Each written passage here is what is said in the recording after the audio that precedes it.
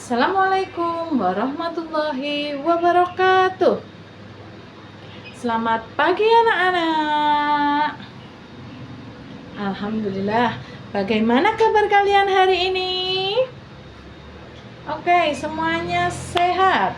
Mari kita cek teman-teman kanan kiri kalian. Ada yang tidak masuk hari ini? Alhamdulillah, semuanya masuk semua. Baik, sebelum mulai pelajaran, mari kita cek dulu kerapian kalian. Jari atas semuanya pakai dasi. Kemudian ikat pinggang semuanya pakai.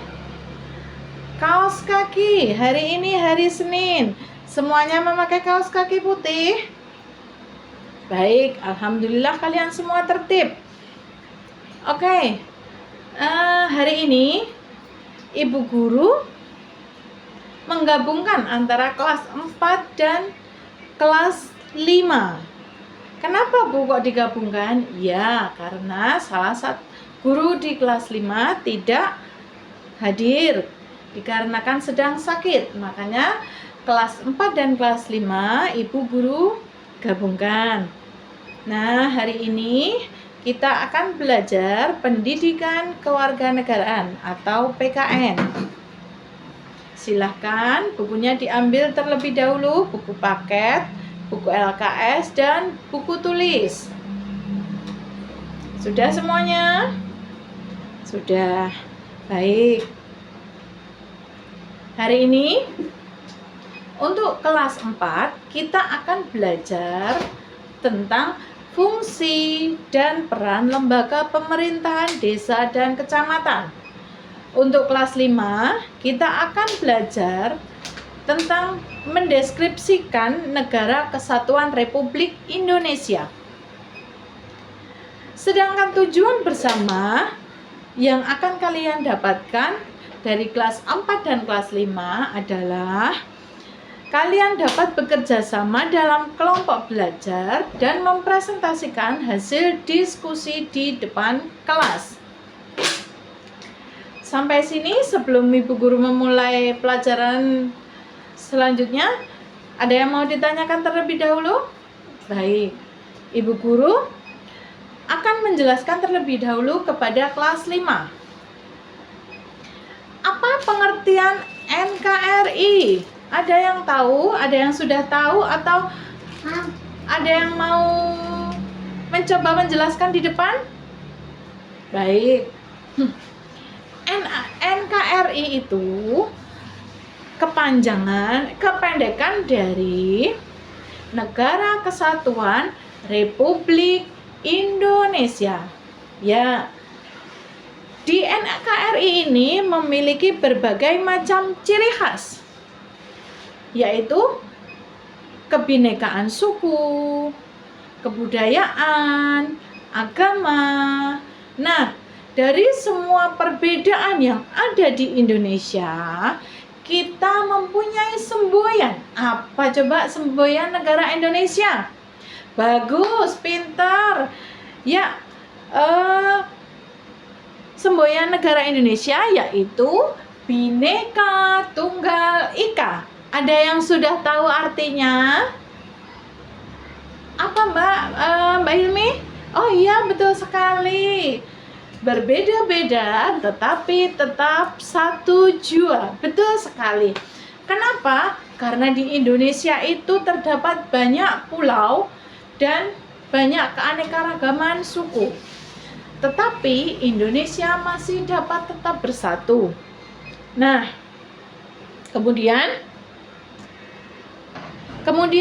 tujuan faktor yang melatar belakangi kenapa Indonesia terbentuk sebagai NKRI. Yang pertama yaitu adanya kesamaan nasib. Yang kedua adanya keinginan bersama untuk merdeka dan melepaskan diri dari belenggu penjajah. Yang ketiga yaitu adanya kesatuan tempat tinggal. 4, adanya cita-cita bersama untuk mencapai keadilan sebagai suatu bangsa.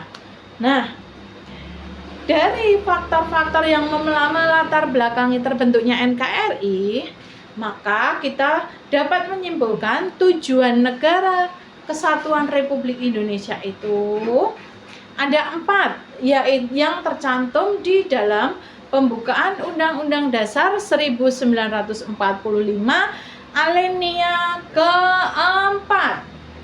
Ada yang tahu apa isinya tujuan negara NKRI tersebut? Baik. 1. Melindungi segenap bangsa Indonesia dan seluruh tumpah darah Indonesia. Yang kedua yaitu memajukan kesejahteraan umum. Yang ketiga, mencerdaskan kehidupan bangsa. Yang keempat, ikut melaksanakan ketertiban dunia yang berdasarkan kemerdekaan, perdamaian abadi, dan keadilan sosial. Nah, setiap hari Senin waktu kita upacara, kita selalu membaca pembukaan Undang-Undang 1945 ya. Kemudian silakan kalian baca yang kelas 5 di LKS halaman 63. Kalian baca lagi, dipahami lagi. Nanti setelah itu kita akan berdiskusi bersama dengan kelas 4. Kemudian Ibu Guru akan berpindah menjelaskan ke kelas 4 terlebih dahulu. Baik, ada yang tahu kita hari ini akan belajar tentang pemerintahan desa dan kecamatan. Nah, ada yang tahu desa itu dipimpin oleh siapa? Ya, betul sekali. Desa dipimpin oleh kepala desa. Nah, kepala desa berkedudukan sebagai kepala pemerintahan desa yang memimpin penyelenggaraan pemerintahan desa.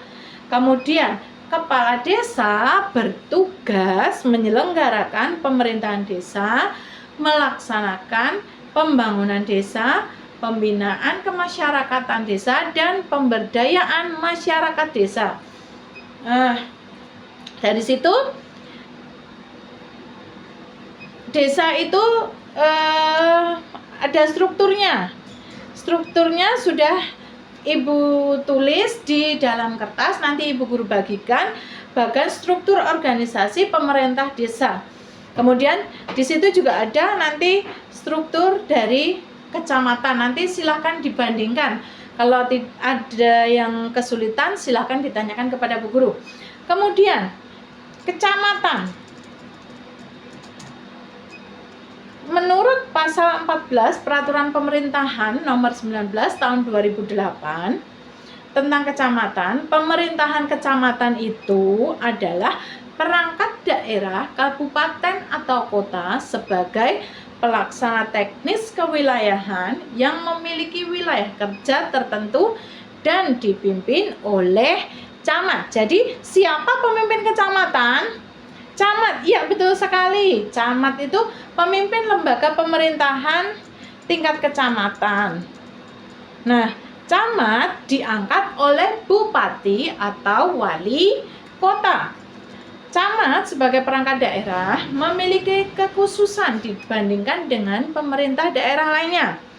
Kekhususan tersebut adalah suatu kewajiban mengintegrasikan atau menggabungkan nilai-nilai sosiokultural sehingga menciptakan stabilitas dalam dinamika politik, ekonomi, dan budaya.